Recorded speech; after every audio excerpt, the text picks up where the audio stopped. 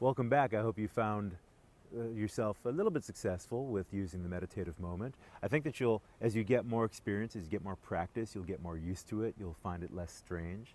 Think about that, visualize that piece of bamboo that I showed you, and think about that as you do that segmented exhalation. Just at first, do it for 2, maybe 3 minutes. You'll find that to be plenty. You will find that thoughts will come crashing in on you like waves at the beach, and what I suggest is that you just allow them to do so. Just stand there, just relax. You can't force thoughts not to come crashing in on you, but what you can do, I think, is allow them to wash over you and just keep on standing there. And I believe that with time you will find that those waters will become more calm. That's what I suggest. So lots of practice when you're waiting for a bus, when you're waiting for a program to load on your computer, when you're waiting for some coffee to be made or something of the sort. Just do a little bit of that meditative moment, that bamboo breathing, for example. We'll be adding other techniques soon, but try the bamboo breathing and you'll find, I think, that with time it becomes more and more pleasant, more a source of relaxation, more a way of concentrating on the moment and being more fully in the moment. And my students over the years have almost all of them said that they very much appreciate the meditative moment that I've taught them how to experience. One student I was recently in touch with was saying that when he took my class here on the grounds of the University of Virginia, in which we did a little bit of meditation, he found that one of the hardest things he had ever done, because he was always so busy being so full of activities, and just having to sit and do very little was very difficult for him, but he found that that's a very useful skill that he didn't know how to appreciate before. All right, so I want to begin to move on into some basic material for the course. And that material has to do, of course, with nature of knowledge. I'm going to be talking a little bit about nature of knowledge, and then I'll move on to some aspects of the self so that we can help put together the two into something like self-knowledge. So first of all, nature of knowledge. Knowledge is a state of the person, a state of the self. Rocks and trees, so far as we know, don't know anything. And also, knowledge is an achievement. That is to say, knowledge is something that you succeed in doing. You might try to do and not succeed, but generally speaking, is something that you have to, so to speak, earn. In particular, believing something, as Plato knew a long time ago, as did his teacher Socrates, believing something is not enough to know it. I can believe all kinds of things even though they aren't true, and that therefore they would not be cases of knowledge. Furthermore, even if my belief is right, that doesn't make it true. So, let me try it again. Even if my belief is right, that doesn't mean I know. So, for example, suppose that you asked me to guess the number of jelly beans in a jar in a room. I can't even see the jar, and I happen to make a very, very lucky guess. I say 342,719 jelly beans, and you say, "Oh my gosh, can't believe it! You're right. You must have cheated." And I say, "No, it was just a totally random guess, and I just happened to be right." People do get lucky sometimes. Now, even if I did believe that there were that many jelly beans in the jar, and even if that belief was true, that doesn't mean that I knew how many jelly beans were in the jar. That is to say, true belief, or what the ancient Greeks would have called true opinion, is not enough for knowledge. Knowledge has to be given with some kind of basis, some kind of evidence, some kind of support, some kind of reason that we need to be able to provide, or that something about us needs to be able to provide. And if I just make a lucky guess, I probably don't have that. So when we think about the nature of knowledge, it's not enough to believe. It's not enough to believe even if you're right. And in fact, it's not even enough to be certain. Many people are certain of things that they turn out to be wrong about, and so they couldn't have known those things in the first place. So knowledge requires truth of what it is that I claim to know. Belief, I've got to be committed to it, I've got to think that it's right, and then there's got to be something else. And philosophers have debated for quite a long time about what that something else is, but it's something like justification, support, what the ancients would have called an account. And so I want you to think about the nature of that special achievement known as knowledge.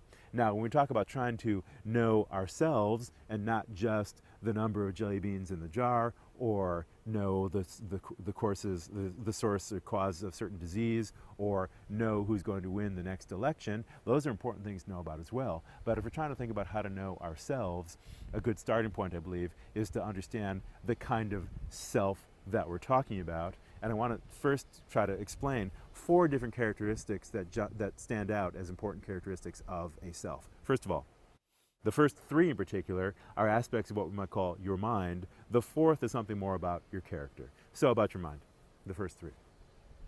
First of all, We philosophers, when we talk about a mind, like to talk about the cognitive aspect.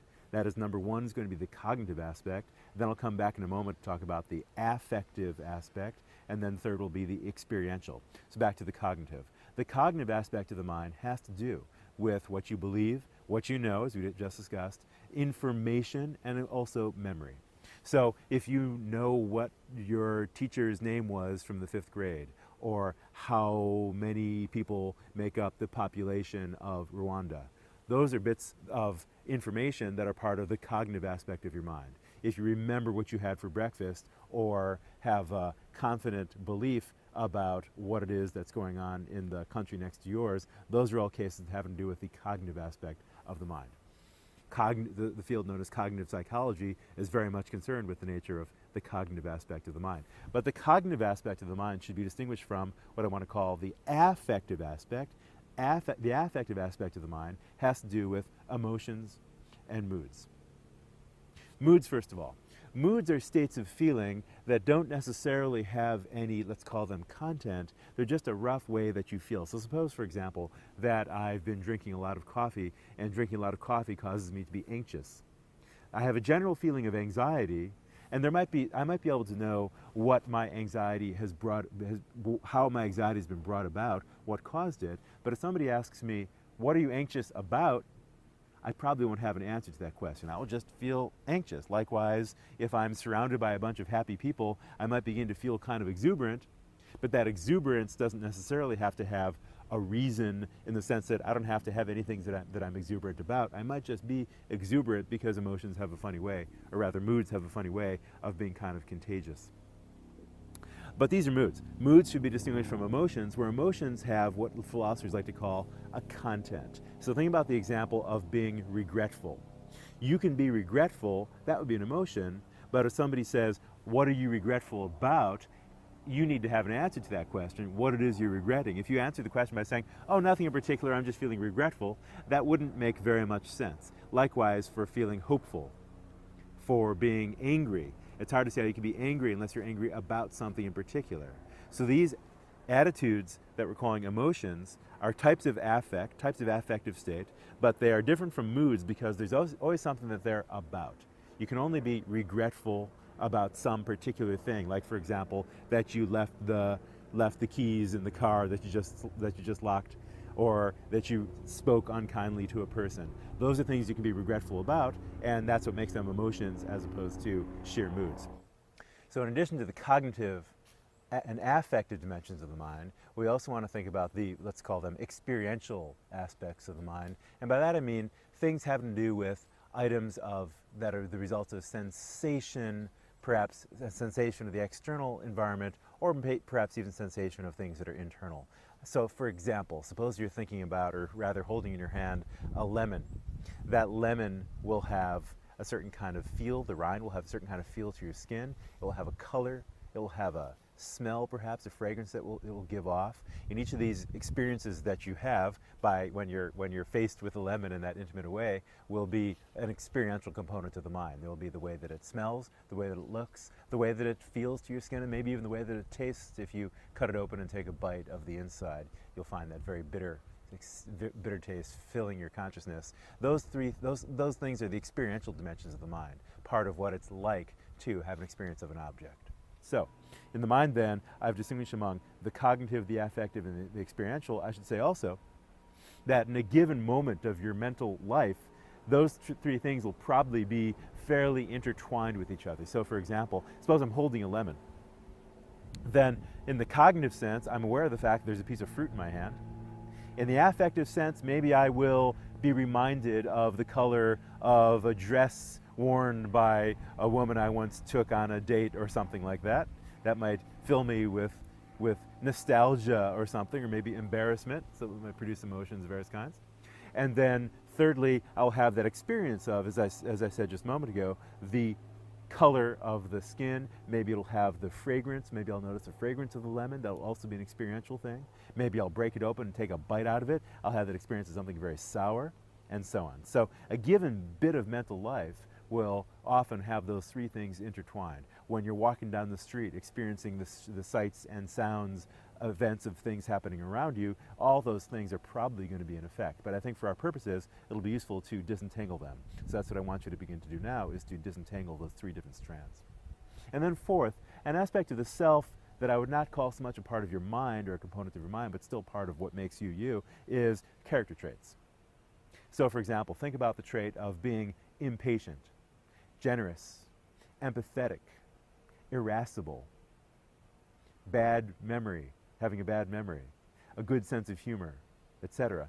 Those character traits are aspects of you that are very important as we understand when we're trying to get to know someone that we have not met before, we're trying to learn about that person. We're often very interested in learning about what kind of character they have, what kind of character traits they have. And notice one thing important about those character traits is that they tend to be capable of being fairly dormant for a long period of time and only get activated under certain circumstances. So for example, somebody might be brave and spend a whole lot of their life not getting a chance to show that bravery. But that bravery might finally show itself in a situation that calls for bravery, just as a grain of salt might spend a very long time sitting on a shelf without dissolving, but then put in an unsaturated fluid, lo and behold, it dissolves, sure enough. So too, a lot of our character traits have those, what philosophers like to call dispositional qualities too. That is to say, they often have qualities that can be there even if they're dormant.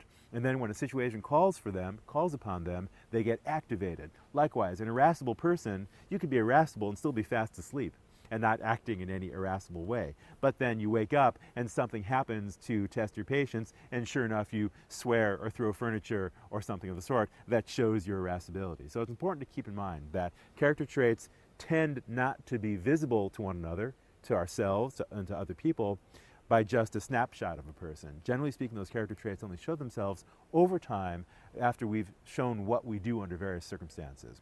That's a fourth aspect of the self. There's the three that are part of the mind, and then insofar as the self contains the mind, the fourth that's part of the self but not part of the mind I want to call character traits. And when we try to understand ourselves, it'll be very important to keep those different things in mind, and also keep in mind the question, to what extent do each of these four become a subject of difficult or easy, possible or impossible types of introspection? What's involved in learning about those four aspects of yourself? Is it hard? Is it difficult? What are the limitations? Those will be big topics for our discussions in the coming weeks. See you soon.